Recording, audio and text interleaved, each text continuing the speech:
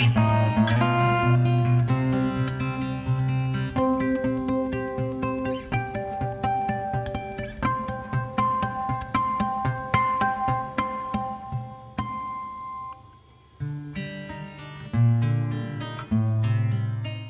sejahtera, bersama saya Hazel Desmond dalam Women's Power. Banjir besar yang disifatkan terburuk sejak berdekad lalu dan melanda negara kita, terutamanya di Kelantan, Terengganu, Pahang dan Perak baru-baru ini pastinya amat memilukan hati rakyat Malaysia. Bukan sahaja harta benda musnah, malah arus deras juga menghanyutkan dan juga meragut mangsa banjir dan penduduk di kawasan yang terjejas. Saat ini mungkin ramai yang sudah mampu menarik nafas lega berikutan banjir yang semakin surut serta bantuan yang tidak putus-putus bukan sahaja daripada masyarakat, malah pelbagai badan bukan kerajaan NGO yang prihatin. Dan hakikatnya ada masalah lain yang perlu dibimbangi ketika ini dan tidak boleh dipandang ringan, iaitu isu melibatkan aspek kesihatan mangsa banjir. Bagi membicarakan topik pada hari ini, kita bersama Dr. Shahrizal Azwan Samsudin, pengarah perubatan dari Malaysian Relief Agency MRA, iaitu salah satu badan bukan kerajaan NGO. Terima kasih Doktor kerana sudi bersama Women's Power tengah hari ini. Doktor sendiri saya difahamkan juga turut serta dalam misi bantuan banjir di Temerloh Pahang. Mungkin ada sesuatu ataupun cerita yang ingin dikongsikan dari lokasi-lokasi banjir ini. Terima kasih Hazel dan juga MOP TV di atas jemputan saya mewakili Malaysia Relief Agency untuk program ini. Dan pada saat ini kita memang menghantar banyak bantuan, bukan sahaja di Kelantan, tapi kita juga hantar bantuan di Temerloh, di Pahang, dan sebelum ni kita hantar juga ke Terengganu. Dan saat ini memang bantuan kita fokuskan ke Kelantan. Ke Kelantan. Cuma Temerloh waktu air telah surut, kita hantar bantuan perubatan ke sana untuk membantu mereka yang terjejas selepas saja air surut lah. Jika boleh Doktor gambarkan sejurus tiba di kawasan lokasi terjejas banjir, apa yang terlintas di minda Doktor pada ketika itu? Jika di Temerloh kita melalui, bukan sahaja Temerloh, kita juga ke Jeratut dan kita lihat kawasan tersebut sangat menyedihkan lah. Terutama di sekolah-sekolah yang saya fikir dalam masa waktu itu seminggu akan dibuka, kemungkinan besar sekolah tersebut tidak akan berfungsi sebaiknya kerana selut yang terlalu tebal. Begitu juga banyak rumah-rumah yang tenggelam, yang hancur, yang rosak dan hanyut. Dan saya fikir ia mengambil masa yang lama untuk kembali pulih lah keadaan tersebut. Oleh kerana pun bantuan memang banyak, bukan daripada kami saja. Banyak ada bantuan, terutama anak-anak muda yang datang membantu untuk membersihkan rumah dan juga sekolah. Dan saya fikir bantuan ini perlu dan juga sangatlah dialu-alukan untuk kita sama-sama membantu mereka yang dalam keadaan yang dilanda musibah ni lah. Isu kesihatan mungkin sesuatu yang pastinya tidak boleh dipandang ringan, apatah lagi dalam situasi begini, kerana kita tahu kejadian banjir pasti mengundang pelbagai penyakit dan juga wabak. Mungkin doktor boleh jelaskan apa antara wabak yang dibawa daripada air dan juga makanan ketika banjir, Doktor? Pertama-tamanya saya ingin sebutkan di sini, Malaysia Relief Agency menghantar beberapa tim perubatan yang terdiri daripada doktor-doktor dan juga paramedik, nurses untuk dan juga ubat-ubatan ke kawasan-kawasan yang terlibat, yang terjejas. Dan pada awalnya kita telah menghantar sewaktu sebaik saja Kota Baru boleh dinaiki air, boleh dinaiki kenderaan four wheel drive. Dan kita membuat laporan setiap hari di pusat ataupun pejabat kesihatan daerah untuk kita laporkan apa yang berlaku. Antara bukan kita lihat bukan saja wabak, tetapi penyakit-penyakit biasa pun boleh menjadi masalah sekiranya tiada keputusan ubat. Dan juga waktu itu kita lihat semua klinik kesihatan ditutup akibat tenggelam. Dan mereka ataupun doktor-doktor yang dan jururawat yang bertugas di klinik kesihatan tersebut juga tidak boleh membantu kerana rumah mereka juga terlibat dengan banjir. Jadi mereka ini keputusan ubat dan antara penyakit yang mudah yang kita selalu jumpa adalah jangkitan tekak virus batuk sesama tu biasa.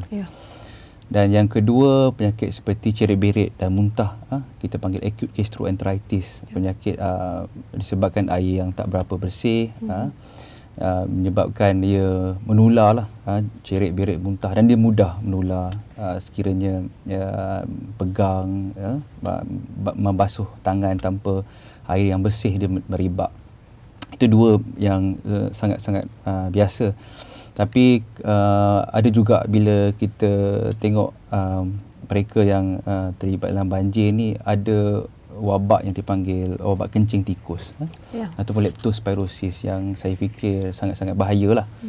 Ini berlaku kerana air tu yang bertakung tu mudah bila kita mandi dalam dia atau jalan di dalam air tu, merempuh air tersebut, dia mudah masuk ke dalam badan melalui, kalau berenang, melalui mata, mulut, telan air itu, ataupun luka-luka di badan. Biasa kita tahu kalau mereka yang merempuh banjir ni kadang-kadang tu ada luka di kaki dan tangan dan sebagainya, itu boleh masuk. Sukarelawan juga ada yang terkena penyakit ni dan dia juga berbahaya lah. Dia akan datang dengan demam, muntah-muntah, sakit perut. Kadang-kadang tu bila dah teruk menyebabkan mata jadi kuning, kencing, boleh berdarah, buah pinggang rosak dan juga masalah pendarahan. Itu yang tiga yang utama lah. Juga saya perlu ingatkan, kadang-kadang bila terputus bekalan, penyakit yang biasa seperti darah tinggi dan kencing manis, kan, dia boleh menjadi tidak terkawal. Pada kebiasaannya ubat-ubat yang kita biasa mereka ambil boleh diambil secara biasa di klinik kesihatan. Tapi oleh kerana masalah klinik kesihatan tutup dan juga tidak ada bekalan ubat, maknanya mereka tidak ada ubat untuk dimakan, jadi menyebabkan kencing manis dan darah tinggi mereka tidak terkawal. Itu antara penyakit-penyakit yang boleh inilah. Jadi selain daripada itu adalah kalau penyakit wabak ni kita risau adalah nyamuk lah. Kalau biasanya kalau ada air berkumpul, nyamuk membiak, ia boleh menyebabkan penularan penyakit malaria ataupun Aedes. Itu juga kita perlu ambil perhatian.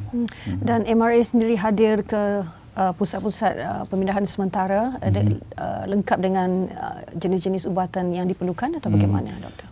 Ya. Kita lihat ada juga NGO yang cuma datang dengan doktor saja. Dan ada yang datang dengan doktor dan nurses ataupun jururawat saja. Tapi yang kita tawarkan, kita bawa sebenarnya adalah satu complete set bersama doktor, jururawat, dispenser, pemberi ubat, dan juga kereta 4-wheel drive dan ubat-ubat. Dan kereta pacuan 4 roda ni kalau tidak ada memang sukar. Kadang-kadang bila kita harapkan kerajaan yang sediakan, kadang ia memang susah, mereka juga menggunakan kereta tersebut. Jadi kita datang dengan satu tim Malaysia Relief Agency bekerjasama dengan NGO badan di lapangan, termasuk Angkatan Bela Islam Malaysia ABIM, Brigade Bakti Malaysia, Islamic Outreach ABIM yang ada kenderaan-kenderaan ni, dan juga Lipan Bara, satu organisasi bantuan yang menyediakan 4-wheel drive beserta dengan pemandu. Mereka ni juga sudah biasa on the ground di lapangan. So kita tanya nak ke mana, mereka boleh tahu. Mereka juga dapat banyak input daripada lapangan, mana kawasan yang perlu kita bantu hari ini dan mana kawasan yang sudah ada bantuan. Sudah ada bantuan, kita tidak perlu hantar. Dan koordinasi penghantaran bantuan perubatan ni diselaraskan oleh badan yang diselia oleh Kementerian Kesihatan dan juga Jabatan Kesihatan Daerah. Maknanya kami akan ke Jabatan Pusat Kesihatan Daerah dan akan maklumkan bahawa kehadiran kami pada hari ini di sini, dan kita minta mana-mana kawasan yang masih belum dihantar bantuan, kita minta mana kawasan tersebut dan kita akan pergi ke sana dengan tim 4-wheel drive kita lah. Dengan keadaan pusat-pusat pembinaan sementara yang pasti cukup padat dengan mangsa-mangsa yang terjejas banjir, mungkin doktor melihat ada keperluan khas yang diperlukan oleh golongan wanita, mungkin bagi ibu yang mengandung ataupun warga emas, bayi, ibu bersama bayi, atau bagaimana doktor? Di kawasan-kawasan yang pusat penempatan sementara yang didaftarkan biasanya tidak ada masalah, kerana jika saya tak silap Kementerian Kesihatan telah menyediakan doktor dan juga nurse yang daripada kementerian sendiri untuk berada di tempat tersebut untuk menjaga kesihatan mereka yang terlibat. Itu tak jadi masalah. Yang menjadi masalah sekarang ni pusat kadang penempatan yang tidak digazetkan, yang tidak diketahui pun. Sebab bila berlaku banjir, masing-masing mencari haluan masing-masing. Ada kalanya mereka berada di kawasan dalam family yang terkumpul tu tidak ada bantuan sampai. Yang itu yang kita akan kita dapat makluman daripada mereka di lapangan dan akan ke sana. Dan mereka ni memang bukan sahaja perlukan bantuan perubatan, dan mereka juga perlukan bantuan makanan, pakaian sementara, tuala wanita kadang-kadang untuk wanita. Untuk ibu-ibu mengandung perlukan ubat-ubatan, vitamin contoh dia. Untuk anak-anak perlukan lampin bayi dan juga susu. Kita dapat beberapa tempat di sana, di Kelantan, yang kebetulan masa tim perubatan sampai di meredah arus, jumpa kawasan yang tidak ada bantuan sampai.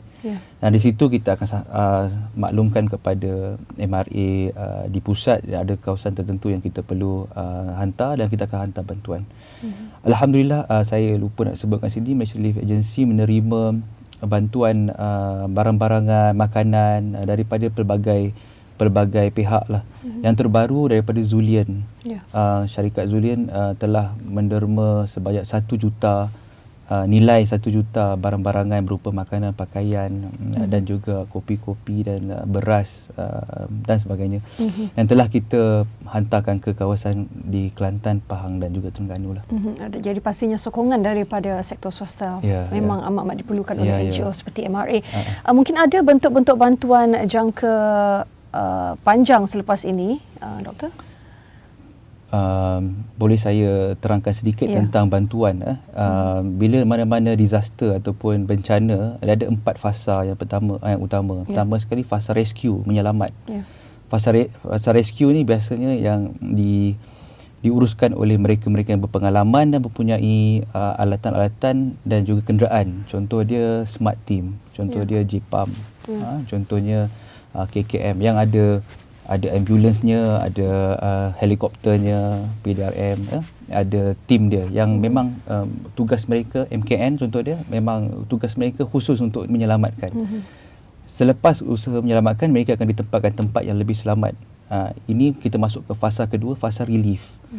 Di mana MRA, Malaysia Relief Agency, memang kepakaran kami adalah untuk menguruskan fasa relief. Fasa relief ni keadaan mereka ada agak selamat, tempat yang sementara kita bantu dari segi perubatan, ubat-ubatan dan juga pakaian sebagainya itulah. Kemudian mereka kembali ke tempat masing-masing. Ini fasa ketiga, rehabilitation. Fasa pemulihan, mana mereka kembali ke tempat mereka sendiri, bersihkan rumah, bersihkan sekolah, kawasan-kawasan ekonomi perlu dinaikkan semula. Ini fasa ketiga. Dia jangka panjang sikit, sederhana lah. Jadi fasa yang keempat dipanggil fasa rebuilding, fasa pembinaan semula, yang itu fasa jangka panjang. Ada banyak keadaan mana Malaysia Relief Agency bukan sahaja berkhidmat di Malaysia. Sebelum ni kita pernah juga membantu kawasan bencana di luar negara, contohnya di Filipina, Taufan Haiyan ataupun Yolanda baru ni, dan juga selepas gempa bumi di kawasan Padang. Kita buat jangka panjang sehingga ke membina rumah-rumah di kawasan tersebut.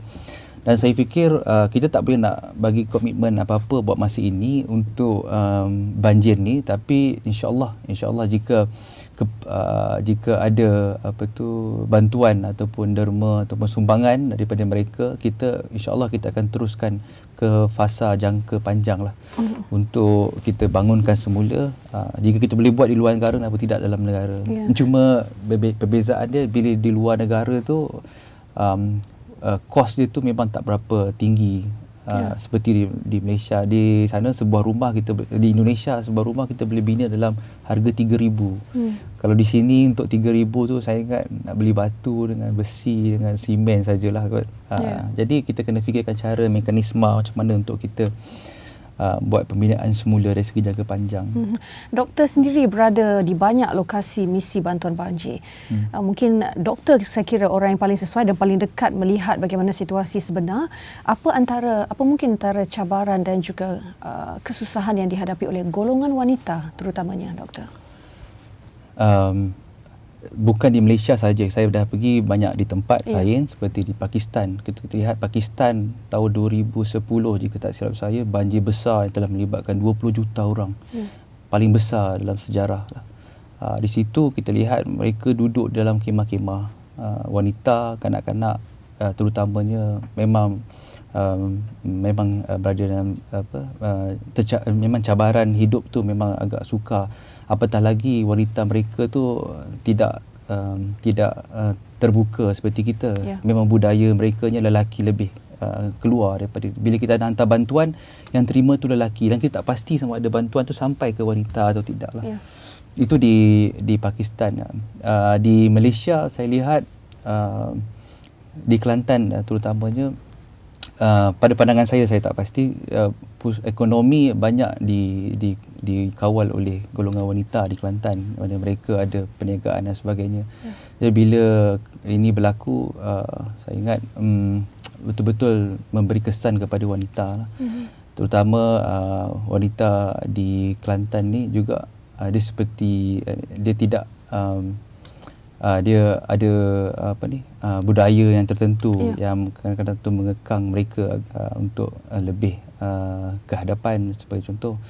Dan ialah wanita banyak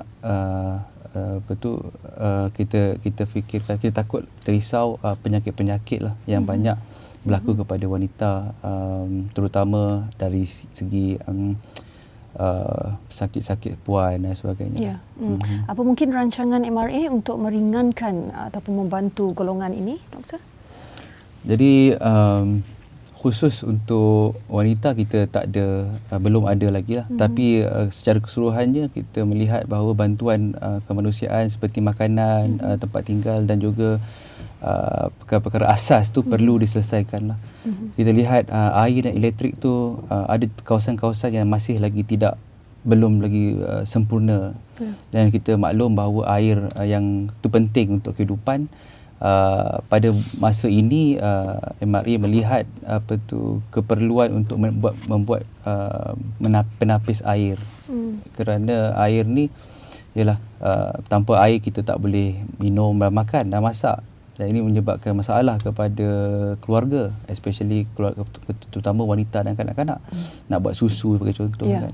Jadi kita perlukan satu sistem untuk menapis air-air yang kotor ni supaya mereka boleh mendapat air yang bersih.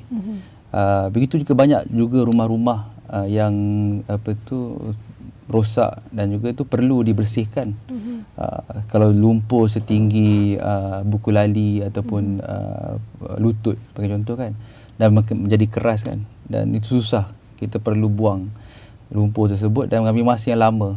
Itu kalau ada rumah yang hancur, yang tinggal tiang saja, ada yang tinggal dinding saja. Dan itu kena fikir bagaimana anak-anak ni dengan ibu ni untuk duduk, di mana mereka untuk mendapat tempat tinggal. Ada satu kawasan yang tinggal hanyalah dinding rumah dan ditutup pula dengan satu kanvas plastik, dan ibu-ibu dan anak-anak duduk di bawah tu untuk hidup sementara di situ. Saya ingat itu amat sukar lah bagi ibu dan anak-anak. Cadangan saya, jika ada keperluan untuk buat pemindahan sementara, memang perlu ada. Seperti kita lihat ada bantuan daripada Shelter Box International dan juga banyak lagi NGO-NGO yang menguruskan bahagian perkemahan, kemah sementara. Saya ingat mereka perlu maklumkan dan diberi kefahaman supaya berpindah sementara ke kawasan penempatan sementara yang disediakan, supaya bantuan-bantuan yang berpusat dapat disalurkan. Jika dia berada dalam keadaan yang berselerak macam ni, bantuan sukar untuk dihantar. Dan juga saya percaya kerajaan dengan badan-badan NGO dan juga badan-badan lain yang boleh membantu dalam negara dan luar negara akan cuba menguruskan dan menyelesaikan masalah penempatan yang rosak dan hilang ni. Saya percaya begitulah. Sebenarnya negara kita cukup bertuah saya kira, kerana pelbagai pihak, tidak kira latar belakang, lelaki, wanita, semuanya aktif mahu hadir untuk menghulurkan bantuan kepada golongan yang terjejas banjir ini. Dan kita pasti juga penjagaan kesihatan dan keselamatan ini bukan hanya tertumpu kepada mangsa banjir saja, doktor, tetapi juga kepada para sukarelawan sendiri. Apa mungkin pencegahan kesihatan dan juga mungkin keselamatan yang perlu diketahui oleh golongan sukarelawan, terutamanya melibatkan wanita yang mahu tampil untuk menghulurkan bantuan? Kita ada hantar banyak sukarelawan, ramai sukarelawan berbas-bas daripada KL hantar ke sana, dan setiap kali kita hantar, biasanya 2/3 adalah wanita lah. Mereka bersemangat. Cuma 1/3 tu lelaki.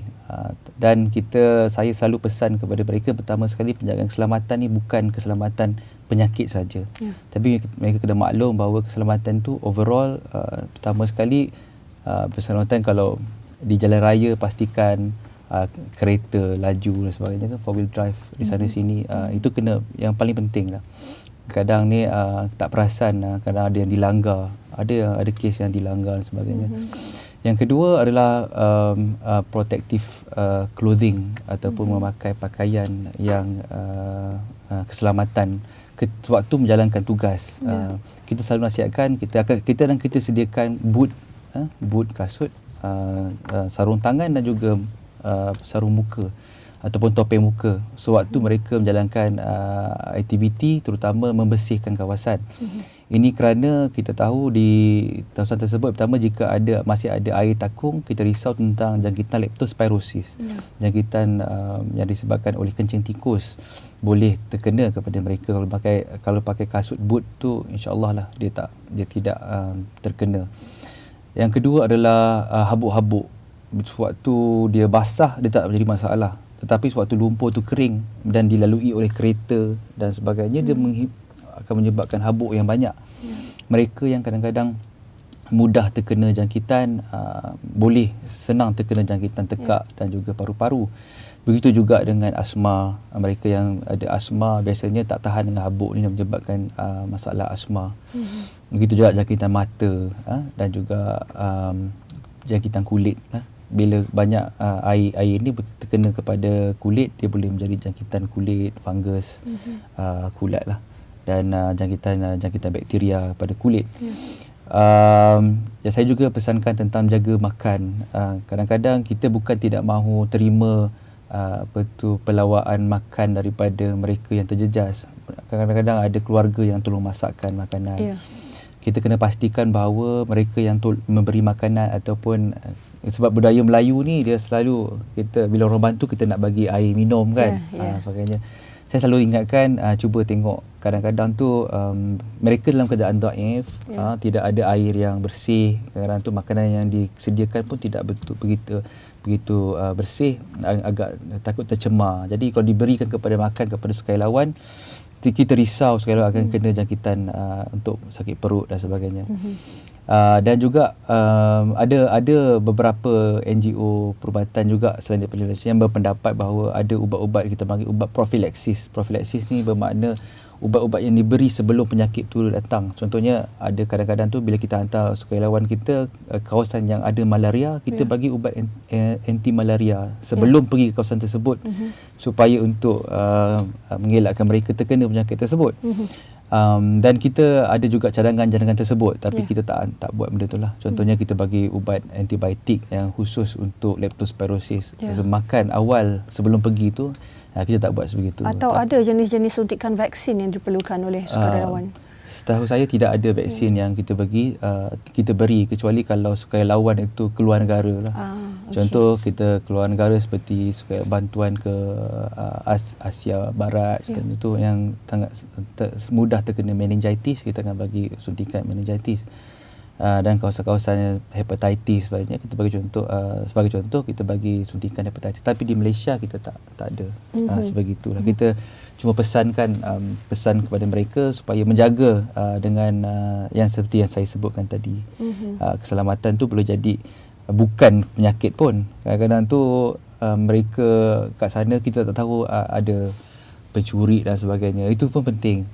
Kalau mereka pergi ramai-ramai dalam satu bas, nanti ada yang tercedera dan sebagainya. Itu kita risau juga. Sentiasa lihat di sekeliling, perhatikan setiap perkara lah, supaya kita tidak terkena masalah penyakit dan juga masalah keselamatan macam tu. Ya, dan kita lihat juga Doktor, fenomena banjir ini berlaku setiap tahun. Jadi melangkah ke hadapan selepas ini, apa mungkin ada saranan ataupun pesanan dari MRA kepada mangsa banjir dan juga para sukarelawan di luar sana, Doktor? Saya ingat 2 hari lepas, Setiausaha Agong Malaysia Relief Agency MRA, Dr. Muhammad Daud Sulaiman ada menyebut tentang satu plan tindakan yang lebih menyeluruh. Kerana situasi banjir ni berlaku setiap tahun. Dia bukan saja di Kelantan, tahun lepas di Pahang. Dan juga memang setiap tahun berlaku, tapi kita lihat masih ada masalah timbul, terutamanya perbezaan dari segi pendapat politik. Contoh dia ideologi politik, perbezaan dari segi NGO bersama NGO, dan bantuan yang tidak dapat diselaraskan dengan baik lah. Jadi itu saya ingat perlu ada satu plan tindakan menyeluruh kepada bukan kepada mereka yang terjejas, tapi kepada kerajaan sebagai contoh. Dan untuk mereka yang terjejas akibat banjir, kita tidak tahu tahun lepas, macam tahun akan datang macam mana pula situasinya, dan kita harapkan mereka bersedia. Macam di Pahang, saya ingat mereka dah lebih bersedia kerana tahun lepas mereka ada banjir besar. Dan saya ingat penyelarasan antara bantuan daripada di Pahang adalah lebih baik daripada tahun-tahun sebelumnya.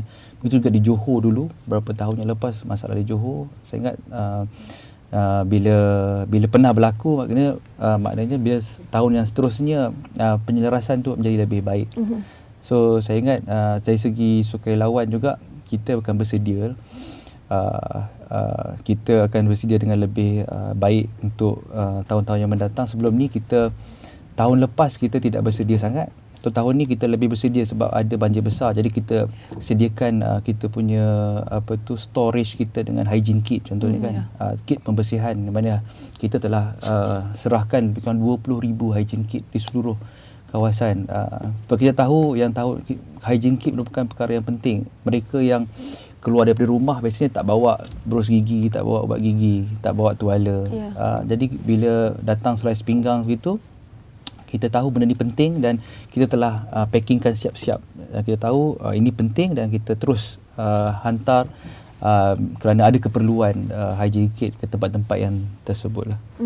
Baik, Dr. Shahrizal Azwan Samsudin, Pengarah Perubatan Malaysian Relief Agency MRA. Terima kasih di atas perkongsian mengenai isu kesihatan pada musim dan juga pasca banjir. Baik, sekian saja dari saya Hazel Desmond dan juga kru penerbitan Women's Power. Sehingga kita berjumpa lagi. Salam hormat.